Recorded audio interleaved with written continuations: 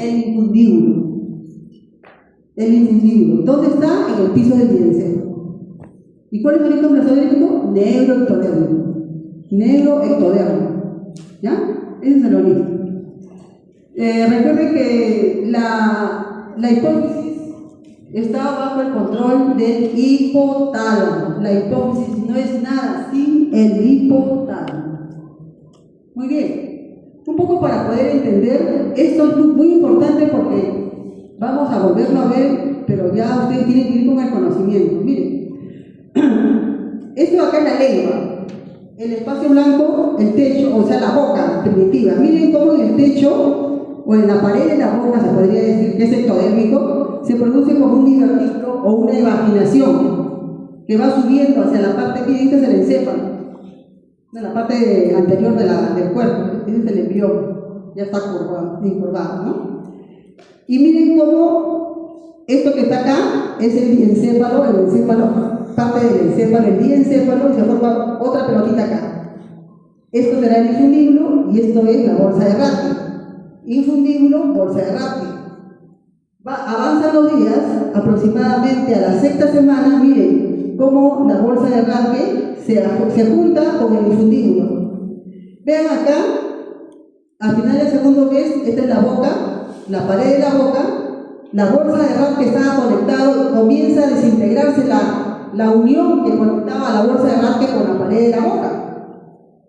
Se separa y se va formando la silla turca, donde la adeno y la adenohipófisis darán origen a la glándula hipófisis con todas sus partes, ¿no? Con su parte tuberal, con su lóbulo posterior, con su lóbulo anterior y su parte media.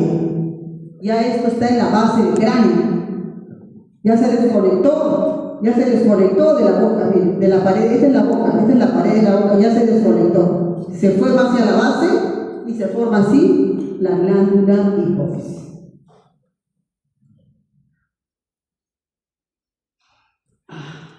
Histología de la hipófisis. Ya hemos visto ya en práctica, repito nuevamente, donde está el parénquima de células acidófilas, basófilas y cromófobas, viene a ser ¿qué parte de la adenihipófisis? ¿Qué parte de la adenihipófisis? La parte distal, tuberal o intermedia. Distal. Entonces, esta es la parte distal de la adenihipófisis. Donde están los folículos congoloides, ¿qué parte es? ¿Distal, tuberal o intermedia? Intermedia. Entonces vamos a verlo histológicamente en los microscopios. Hemos visto esto, la parte distal y la parte intermedia. Punto. Esta es la neurohipófisis. ¿Qué parte de la neurohipófisis sería? Tiene tres partes. Sería la parte nerviosa. La parte nerviosa. ¿Ya? Entonces, ya con eso ustedes tienen que ubicar, por favor, acá el parénquima. Esto de acá, la parte distal, a mayor aumento es esto. Vamos a ver que el parénquima de las células de la parte distal de la adenihipófisis, las células se agrupan, no sé si ven así como que rodeados por tabiques de tejido conectivo. Repito, el tejido conectivo rodea o agrupa las células parenquimatosas así como en círculos. Ese tabique es tejido conectivo que viene de la cápsula. La cápsula se introduce y lo divide así en grupos, en racimos redondos. ¿Y todo tejido conectivo será vascularizado o no? ¿El tejido conectivo tiene vasos o no? Sí, ahí están. Ahí están los sinusoides, los capilares. Aquí hay capilares. Entonces, donde ustedes vean vasos, eso es tejido conectivo. Donde vean tejido conectivo, eso es el estroma. Y donde vean células funcionales que tienen que ver en este caso con la síntesis hormonal, que es el parénquima. Entonces las glándulas tienen un parénquima y tienen un estroma. Todas las glándulas tienen un parénquima y tienen un estroma. Yo no digo al parénquima, no le digo epitelio, le digo parénquima. A la parte del tejido conectivo, yo le digo tejido conectivo, le digo estroma. ¿Ya? ¿Está bien? ¿Está claro? Eso tiene que quedar bien claro. Entonces, la parte del parénquima es la parte funcional y el estroma es lo que le rodea con todos los vasos que pueda tener. En ese parénquima funcional de la parte distal de la adenopófisis voy a ver células acidófilas, basófilas y las cromófilas. Las acidófilas en realidad son y las basófilas son llamadas también cromófilas, porque tienen afinidad a los colores, ¿ya? A los colores basófilos o a los colores eosinófilos, o sea, rosaditos, ¿no es cierto? Y cada una de ellas tiene una función específica. Van a sintetizar hormonas. Abrió la llave el hipotálamo a la hipófisis y le dice, ya, tus células acidófilas tienen que producir tal hormona, sintetizar tal hormona, ¡pah! Ya, liberan, produce, sintetiza tal hormona. ¿Ya? Entonces, las cromófilas son acidófilas y las basófilas, alfa, beta, también se ven llamadas, y las cromófagas no tienen afinidad a los colores. Cromófagas no tienen afinidad a colores, van a ver solamente el núcleo sin citoplasma de color. No tienen función conocida. ¿Ya? La parte intermedia de la adenopófisis está formada por estos folículos concoloides que vienen a ser llamados también quistes de Rathke. Quistes de Rathke, ¿por qué? Porque estos folículos concoloides, sus células cúbicas que los rodean, células cúbicas, este coloide, se dice que son los restos, los rezagos de la bolsa de Rathke que originó a esta parte de la glándula.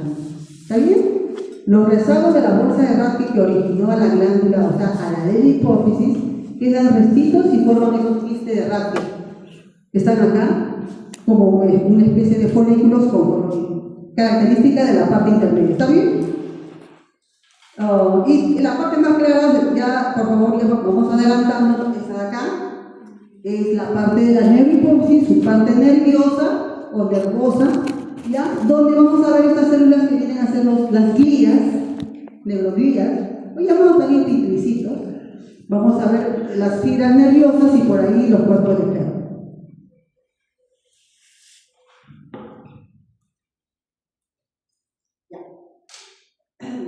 Ya, solamente para recopilar, por favor, miren, solamente voy a hablar de la distal y de la intermedia. Ya hemos hablado ya, pero solamente vamos. Como dije, la cápsula se introduce en el parénquima y a la célula la se envuelve como que en un grupo así como que circular, ¿no? Las células pueden ser acidófilas, basófilas, que son las cromófilas, o pueden ser las cromófogas, que no tienen afinidad al color. Miren el porcentaje de las células acidófilas, 10%, ¿no? Y la de las beta o basófilas, 40%. Aunque en las láminas, la verdad que no se veían mucho las betas, ¿no? Han visto que se veían menos, pero ahí dice que están en un 40%. Miren, y las cromófogas, que no tienen afinidad al color, en un 50%. La parte intermedia, ya saben, está formada por los folículos concoloides, que son los residuos de la bolsa de Rathke. ¿Qué más? Los vasos que están en el estroma son capilares sanguíneos de tipo fenestrados o sinusoidales. No hay continuos. Esa es la característica de los capilares en su estroma. Ahí están, se puede ver en 1 las acidófilas, en 2 las basófilas, ¿no? En 3 las cromófogas no tienen citoplasma color. En 4, ¿qué se ve? Estamos viendo? Bueno, el tabique conectivo que envuelve, ¿no? Y también con los capilares de tipo fenestrados o sinusoidales.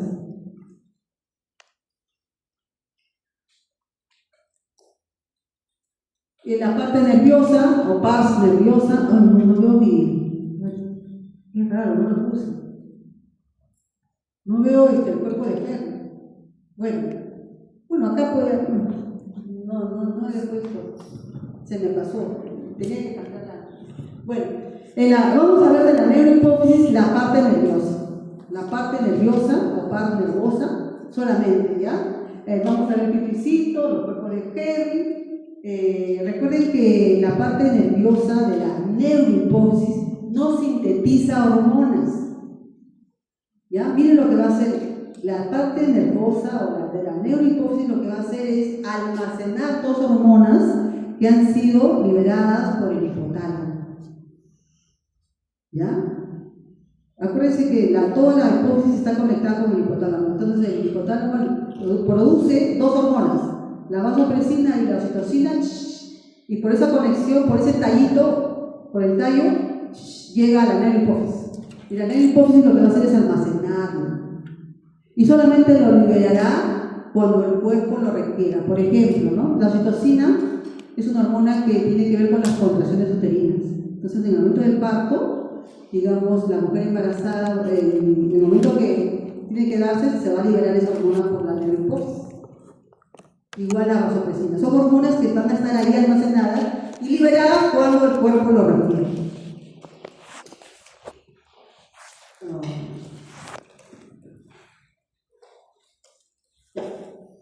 Esto es muy importante, ¿no? Dijimos pues que la neurohipófisis tiene células acidófilas y basófilas. ¿Cuál es la importancia de las células acidófilas, no? Tiene que ver con la síntesis. Aquí ya se liberan hormonas, ¿no? Y se van a los órganos blancos. Pero repito nuevamente, aquí ha controlado esa liberación, ¿no? Los factores producidos por el hipotálamo, ¿no? Por ejemplo, las acidófilas, esas que tienen el citoplasma bien rosadito, van a sintetizar solamente dos hormonas, la prolactina y la hormona de crecimiento, mientras que las basófilas tienen que ver con la hormona tiroidea, las hormonas tiroideas, con las hormonas corticotrópicas que van a la corteza suprarrenal, las tiroideas a la glándula tiroide, las hormonas luteinizantes, ¿no? al ovario, las folículos estimulantes igualmente, ¿no? Las melanotrópicas. Miren, todas esas hormonas acidófilas y de acá para acá las basófilas. Y ahí tienen inclusive la función que cumplen cada uno de ellos, ¿no?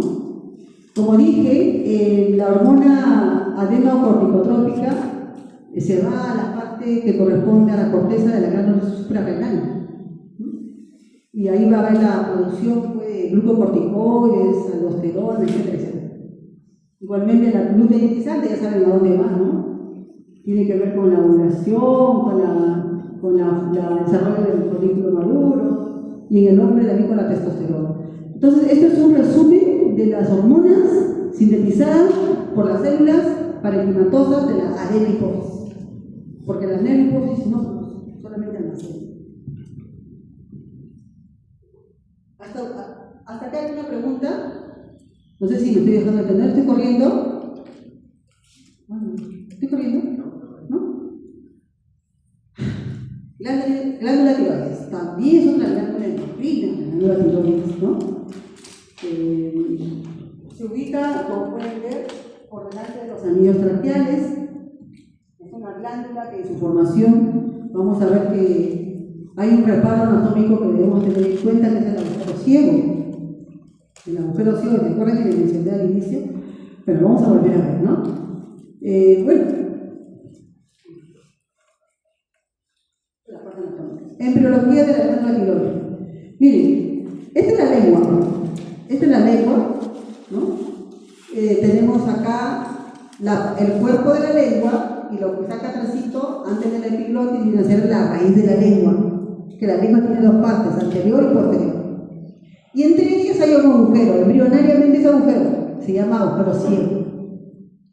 Miren, a partir del agujero ciego se produce un primordio, como si fuera un primordio respiratorio, igualito, pero acá se va a llamar primordio o divertículo tiroideo.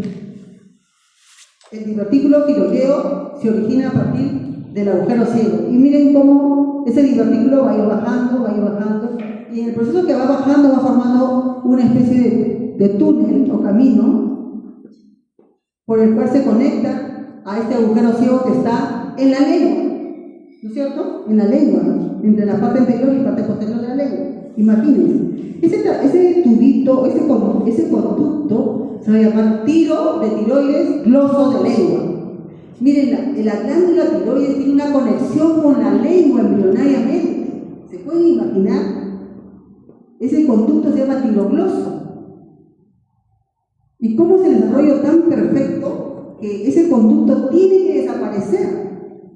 Porque ustedes no han visto que el ser humano tiene, pues, la glándula tiroides conectada a la lengua, ¿no es cierto? O sea, el desarrollo es tan perfecto que en desarrollo normal debe desaparecer ese conducto tiroglosal, si no, malformaciones, ¿no? Entonces, ese conducto que recorre se llama conducto tiroglosal, viene del agujero ciego, desciende por delante del hueso tiroides, sigue por acá y llega a la parte del cuello a ubicarse, ¿no? Por delante, pasa por los cartílagos tiroides de la laringe, sigue, y se ubica acá, está en la tráquea, por delante de la tráquea, se va a ubicar ahí. Pero para eso, todo este camino, conducto tiroglosal, debe desaparecer. Donde persista parte o rezago de ese conducto, por ejemplo, puede quedar acá un poquito, acá hay 2 puntos, quistes tiroglosas. Ya hay quistes tiroglosas que se comunican, que pasan justo por el esternocleidomastoideo y se comunica el medio interno con el medio externo. Imagínense un quiste ahí, un problema grave. Ya hay alteraciones en el desarrollo normal. Entonces, a la 4ª semana, formado el agujero ciego, quiere decir que la lengua ya a la 4ª semana ya está, ahí viene ya la lengua, ya se está formando. La parte anterior de la parte posterior del agujero ciego, se forma el agujero ciego. A la 7ª semana ya empieza a desaparecer el conducto tiroglosal, debe desaparecer. A la 10ª, 11ª semana ya esta glándula está en su posición y se comienza a formar ese coloide que han visto en práctica, los folículos con coloide, ¿no? Que es rico en tiroglobulina. Y a la 20 semana aproximadamente ya esos folículos con tiroglobulina o con coloide, esos folículos comienzan a sintetizar las hormonas tiroideas T3, T4. Como pueden ver, 4ª semana, estamos hablando bien prematuro, ¿no? Por eso que la glándula tiroides se desarrolla, es uno de los órganos que se desarrolla muy temprano, ¿no? En el embrión. Es un órgano, es el primer órgano que se desarrolla muy temprano en el embrión. Bien, 4ª semana. ¿Está bien? Ya, eso sería la parte de etiología. Histología. Ya lo conocemos. Ya ustedes han visto en la colisión epitelios, vieron qué tipo de epitelio hay acá. Cúbico-simple. Ahora lo vamos a ver como órgano glandular. Esas células que formaban el epitelio se llaman células foliculares. ¿Ya? Estas que están acá son cúbicas. Y estas células foliculares van a producir la T3 y la T4, que son hormonas tiroideas, y lo liberan acá, en este folículo que es el coloide rico en tiroglobulina. ¿Ya?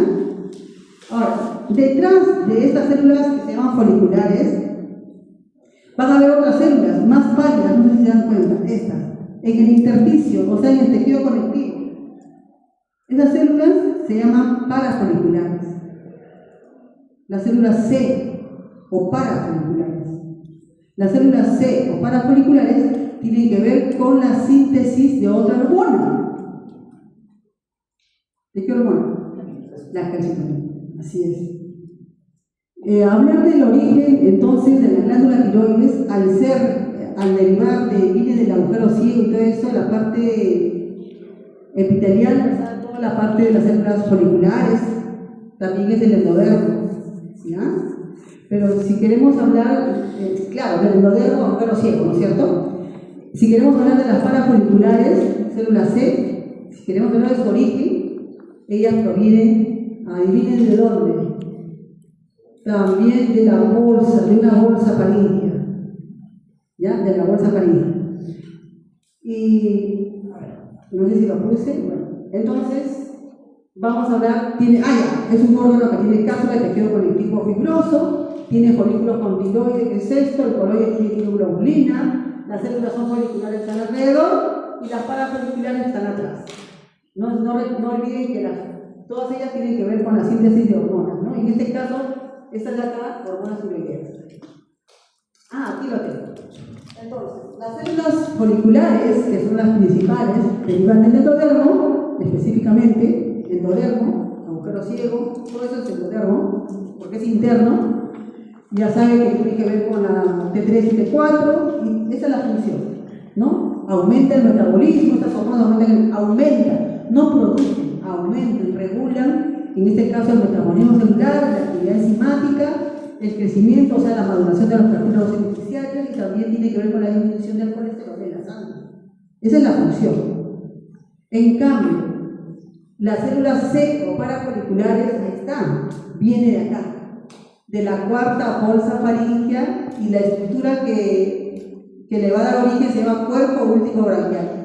Recuerden que a la glándula tiroides la estructura que de donde proviene es el agujero ciego. En cambio acá, las células C vienen de la cuarta bolsa faríngea, donde se forma el cuerpo último branquial. Miren, nuevamente, ahí está el intestino anterior o craneal, es la parte faríngea. Primera bolsa, segunda bolsa, la segunda bolsa anuda la palatina, la tercera bolsa hemos dicho el timo que lo vimos en el linfoide, pero también de la tercera bolsa se está formando, dijimos, la glándula paratiroides inferior. Miren, de la cuarta bolsa a la sexta, miren, de la cuarta bolsa se forma una pelotita chiquitita y se llama cuerpo último branquial. Miren, el cuerpo último branquial. El cuerpo último branquial, una vez que se forma en la cuarta bolsa a la quinta, miren, sale de ahí y se dirige a ubicarse sobre la glándula tiroides. Miren, la glándula tiroides está acá, formada ya, se formó del agujero ciego, acá ya está, en su posición definitiva, desapareció el conducto tirogroso, Sobre la glándula tiroides va a llegar el cuerpo último branquial acá, se va a ubicar. Salió de la cuarta bolsa y se dirige acá. Igualmente lo va a hacer las paratiroides superior y la paratiroides inferior. En la glándula tiroides es su ubicación definitiva. Entonces, este cuerpo último branquial que se ha formado de la cuarta bolsa faríngea, ¿no es cierto?, que se va a ubicar en la glándula tiroides, se ubicará por detrás de las células foliculares para constituir o formar a las células parafoliculares o células C. Las células C vienen del cuerpo último branquial. El cuerpo último branquial viene de la cuarta bolsa faríngea. Por lo tanto, también es endodermo. Entonces, lo que sintetiza las células parafoliculares será la calcitonina, también llamada tirocalcitonina, ¿no? Lo que hace la calcitonina es regular no produce función, solamente regula la cantidad de calcio en la sangre. Si hay mucho calcio, ¿qué pasa? La calcitonina lo baja. ¿Cuándo hay mucho calcio? Cuando hay mucha liberación de minerales de los huesos y se va mal la sangre. Pero la calcitonina lo que va a hacer, no puede permitir que haya mucho exceso de calcio. Entonces lo que va a hacer es regularlo, estimulando así a los osteoblastos, ya no a los osteoclastos, sino a los osteoblastos.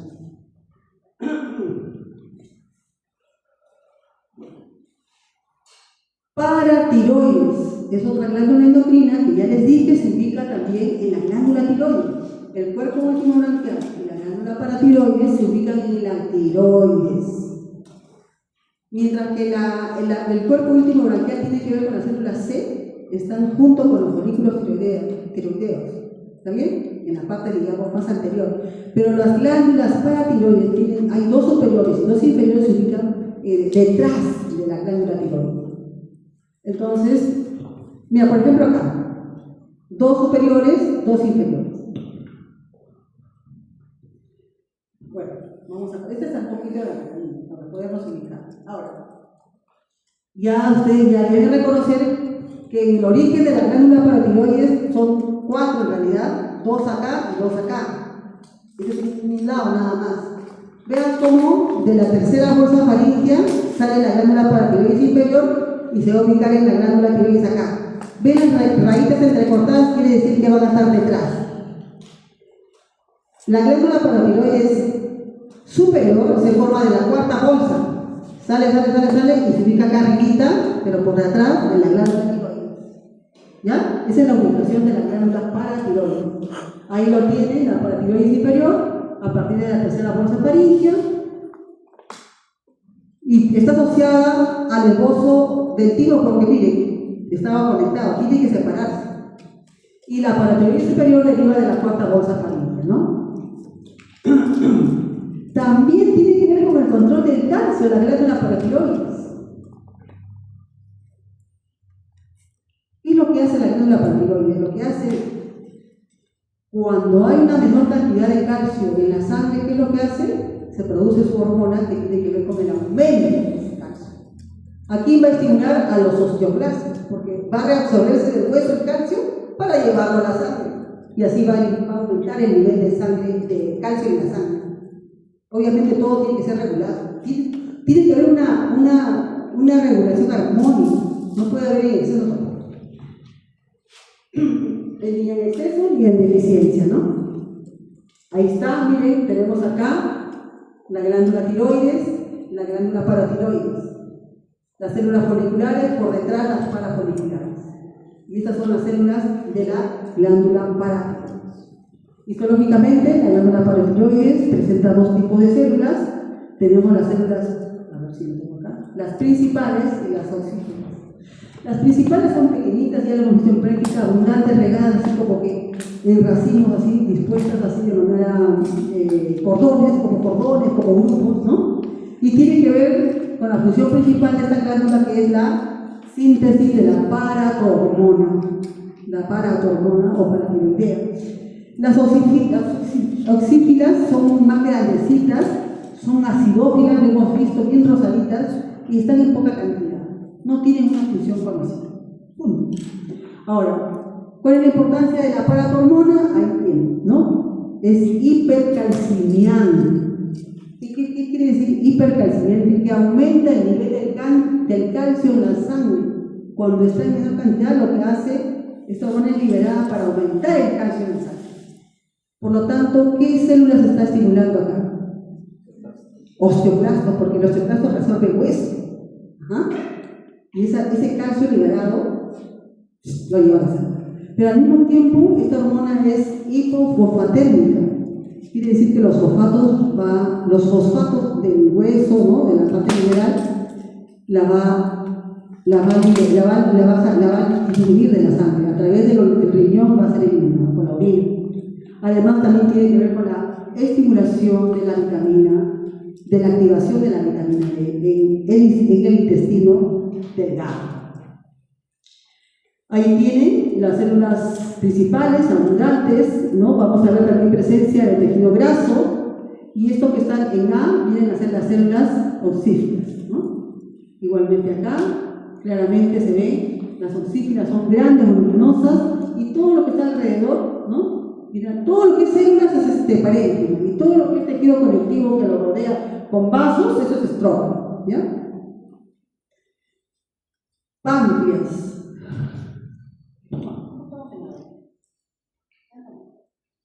El páncreas endocrino. El páncreas, ya hemos visto, creo, hemos hecho el digestivo, hemos visto el páncreas exocrino más que nada. Solamente sí, también hemos visto los islotes del ángel, solamente para recordarles que el páncreas endocrino está constituido por los islotes pancreáticos llamados islotes del ángel. Ustedes en el páncreas van a ver como una especie de lunares más claritos. Todo lo demás es páncreas exocrino, ahí se produce jugo pancreático. Pero en los islotes no se produce jugo pancreático. En los islotes hay células parenquimatosas que sintetizan hormonas. Como están así como que en círculo, rodeados por un tejido conectivo delgadito, ¿no? Eso es un islote, como lunares.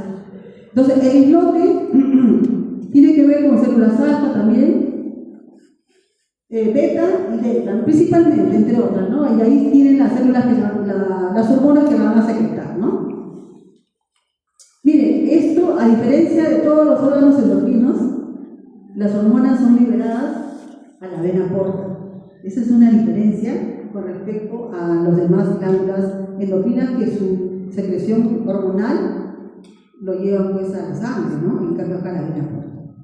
Entonces los islotes del Langerhans es la parte endocrina del páncreas. Todo lo demás que está alrededor es la parte exocrina.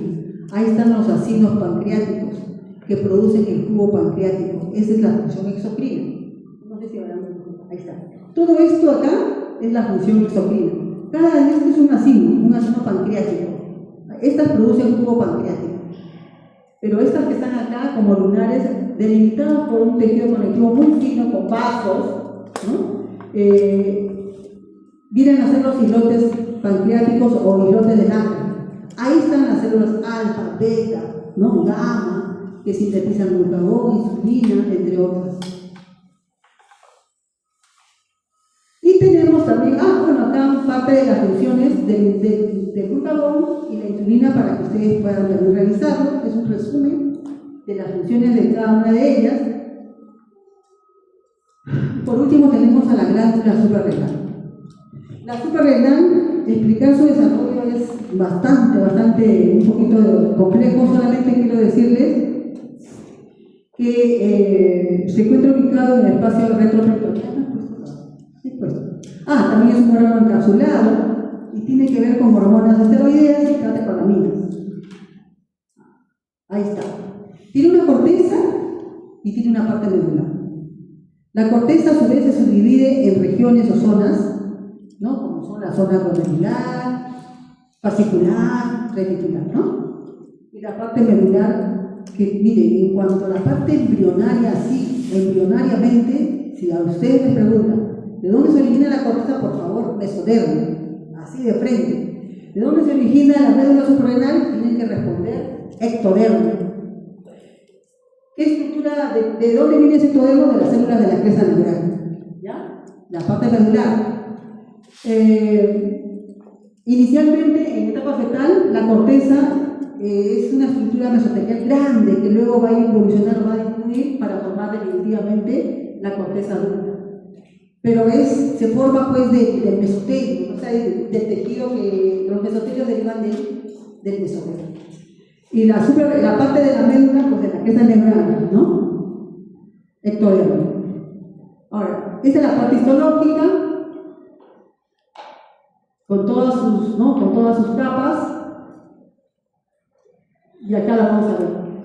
La glándula suprarrenal se ubica pues sobre los riñones. Son dos glándulas suprarrenales sobre los riñones, como una especie de capuchón. Tiene una corteza, está envuelta por un tejido conectivo que viene a ser la cápsula, tejido conectivo denso fibroso, ¿no? Y la corteza a su vez se divide en zonas, ¿no? Tenemos una zona debajo de la cápsula, la zona glomerular, ¿no? Miren las células parenquimatosas, todas las células que producen algo son parenquimatosas. La cápsula y los tabiques de tejido conectivo en la parte estromal. Entonces tenemos acá, miren, son células un tanto cilíndricas que se ubican en anillos concéntricos delimitados por tejido conectivo reticular. Miren, ahí está.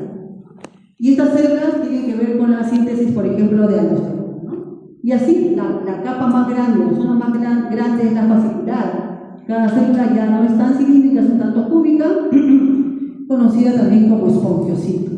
Y tiene que ver, por ejemplo, con la síntesis de glucocorticoides. Pero para que suceda esta síntesis, ¿quién actuó? ¿Quién actuó primero? El hipotálamo liberó los factores de corticotropina a la glándula hipófisis. La glándula hipófisis recién libera, ¿no?, la orden para que esta glándula comience a sintetizar sus células, estas hormonas. Y así, ¿no? La zona reticular, las células también son parte del parénquima, pero ya no están así en filas o columnas, ni tampoco están en anillos concéntricos, sino que están más desordenadas, ¿no? Tiene la función de producir algunas hormonas sexuales. Y la parte medular tiene que ver con la presencia de unas células llamadas células cromafines, que van a sintetizar las catecolaminas. ¿Cuáles son las catecolaminas? La adrenalina y la noradrenalina. Entonces, la parte medular, cresta neural, ectodérmico o ectodérmico, y la parte de la corteza, mesodermo. A mayor aumento, tenemos la cápsula, siempre debajo de la cápsula, la zona glomerular, en anillos concéntricos, ¿no? Y acá tienen ustedes pues el porcentaje de la corteza que ocupa la capa glomerular. Solamente ocupa un 13% de la corteza. Y ahí tiene también qué hormonas está sintetizando, ¿no? Y qué función, digamos, o qué papel va a regular, ¿no? La fasciculada, miren, es la capa o la zona más grande. Tiene el 80% de la corteza ocupa. El 80% de la corteza. Sus células se llaman espongiocitos, ¿no? Y los capilares, todos los rojitos son capilares de tipo sinusoidales. Recuerden que esa parte donde están los capilares es la parte del estroma, tejido conectivo estromal. Ahí vemos qué hormonas están sintetizando, el cortisol, la corticosterona, entre otros. La reticular ocupa solamente un 7% de la corteza, ¿no? Las células son también parte del parénquima, pero se dice que esta parte del parénquima de la zona reticular, las células están como que en degeneración. Esa es lo que dice la literatura, ¿no? Sintetizan hormonas como andrógenos, como la testosterona, pero son hormonas más débiles en poca cantidad, no es como el testículo, obviamente. Y la médula suprarrenal está formada por células cromafines, tiene que ver con la síntesis de las catecolaminas, ¿no? Miren, ahí también se encuentran los sinusoides, capilares sinusoidales, donde se van a depositar las hormonas producidas por estas células. Finalmente, este es el resumen del origen plastodérmico, por ejemplo, del ectodermo, capa felina del ectodermo, mesodermo, endodermo. Del ectodermo hay como que especificidades, detalles. Del ectodermo tenemos ectodermo oral, neuroectodermo y cresta neural. Esa es la especificidad. Por ejemplo, del ectodermo oral, acuérdense, bolsa de rasgo, que tiene que ver con la hipófisis.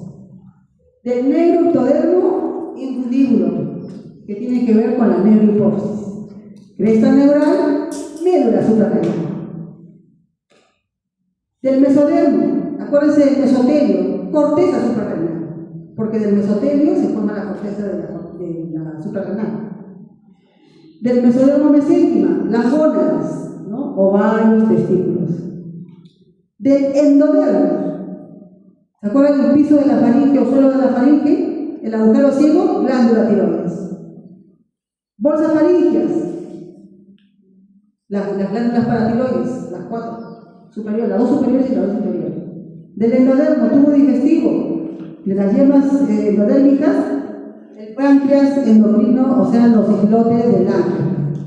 Ese es el resumen de toda la parte del sistema en cuanto al origen del sistema endocrino.